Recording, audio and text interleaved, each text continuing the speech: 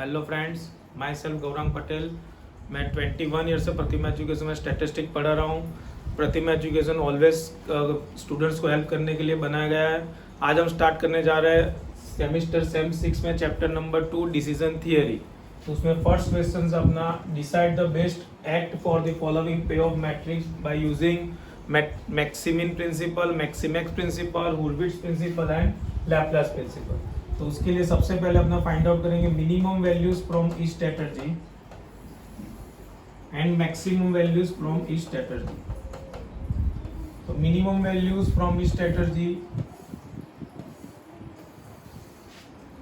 -8 from A, -13, -10 and -7, and maximum value is 24, 30, 24 and 22।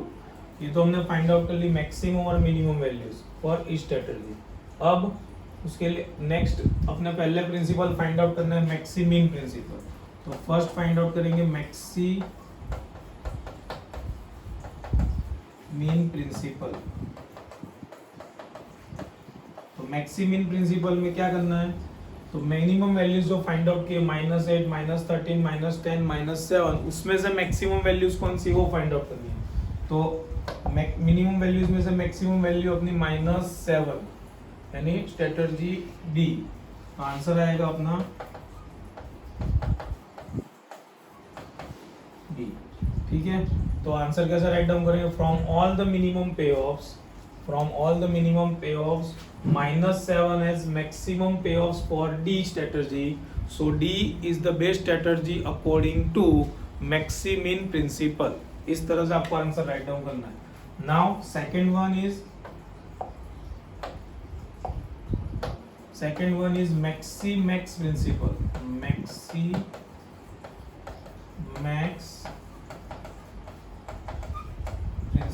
तो maximum principle में क्या करना है, तो मैक्सिमम वैल्यूज जो फाइंड आउट की उसमें से मैक्सिमम वैल्यूज, तो वो है अपने पास 30 फॉर स्ट्रैटेजी बी। आंसर आएगा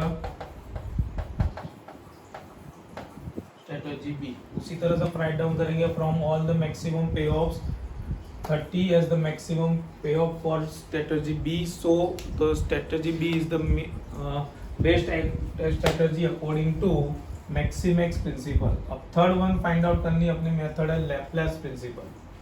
थर्ड है अपने पास लैपलास प्रिंसिपल।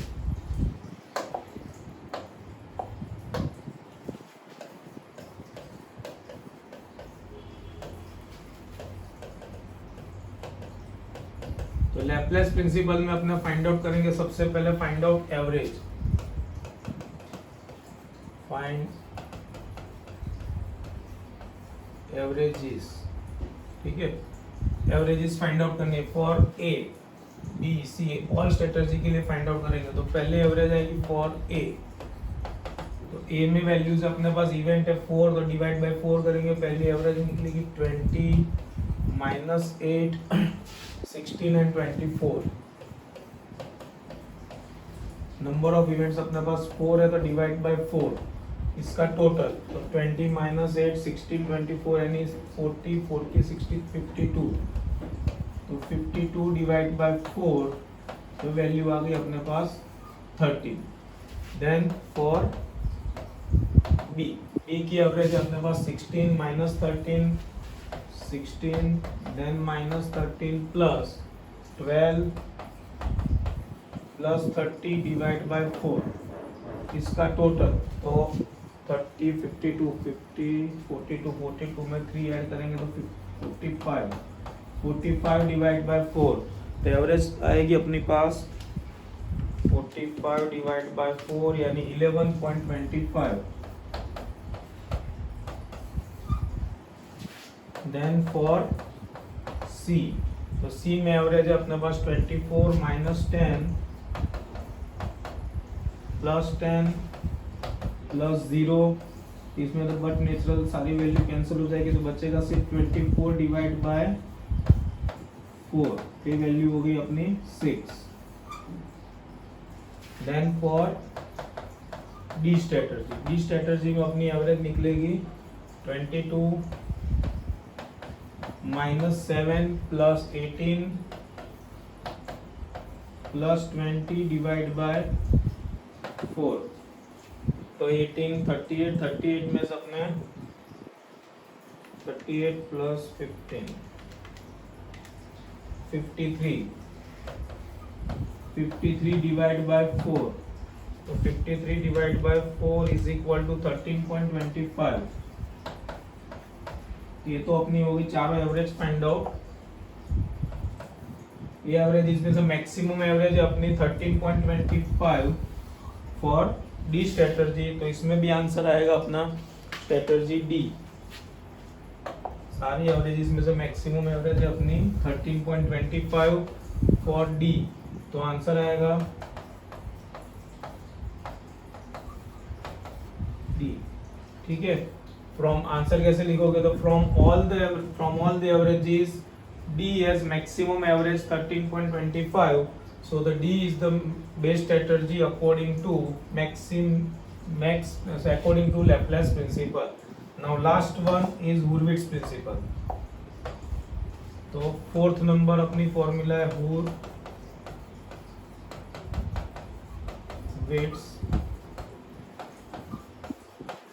प्रिंसिपल। तो Hurwitz प्रिंसिपल में अपने पास एक फॉर्मूला, उससे फाइंड आउट करेंगे alpha into maximum value plus 1 minus alpha into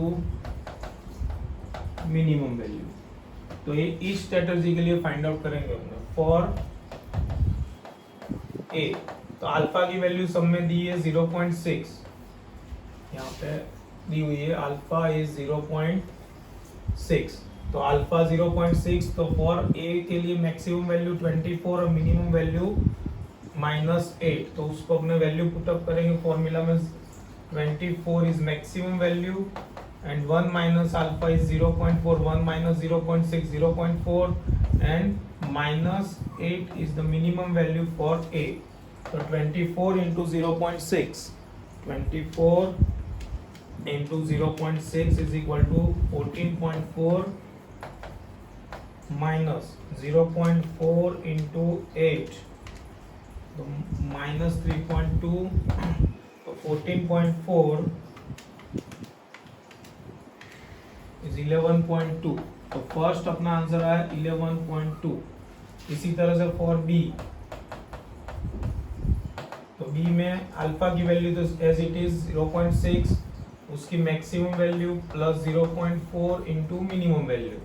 तो फॉर बी के लिए मैक्सिमम वैल्यू है 13 और -13।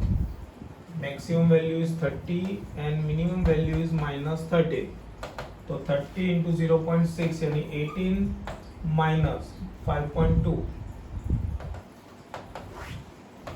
तो 18 माइनस 5.2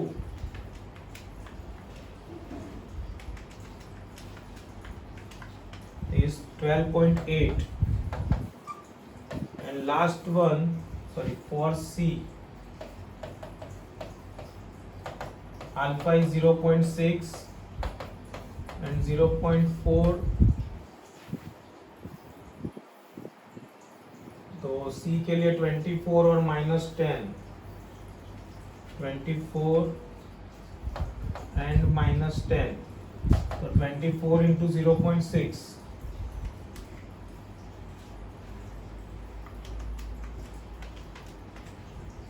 14.4 माइनस 0.4, तो आंसर आएगा 14। ये 10 इंटू -0.4 यानी आंसर हो गया 14। Last one for D, 0.6 into maximum value plus 0.4 into minimum value. तो इसमें मैक्सिमम वैल्यू अपने पास है 22 और -7, 22 and -7। तो 22 into 0.6 is 13.2 and 7 into 0.4 is -2.8। so 13.2 minus 2.8, तो 10.4। तो इन चारों में से मैक्सिमम वैल्यूज आ रही है अपनी 12 14। तो फॉर सी, तो for C is the best strategy according to maximax principle. अब अपने एक छोटी सी मिस्टेक हुई हुई यहाँ पे, फॉर सी में अपने 0.4 इंटू 10 यानी 4 आएगा वैल्यूज।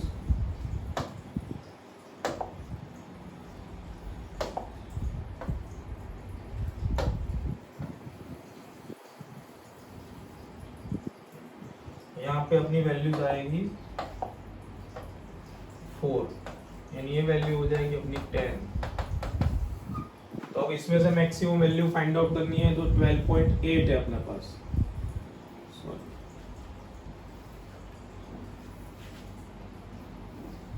तो 12.8 यानी for b is the best strategy according to Hurwicz principal.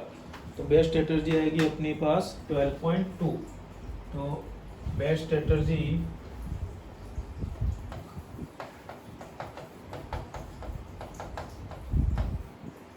आएगी बी।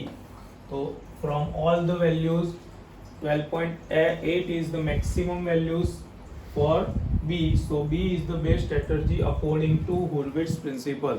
तो इसी तरह से हम चारों वैल्यू फाइंड आउट कर लिए, ठीक है। अब एग्जाम में इस तरह से सम 110% एक सम पूछा जाएगा, वो कंफर्म है, ठीक है। अब नेक्स्ट सम अपने देखेंगे नेक्स्ट वीडियो।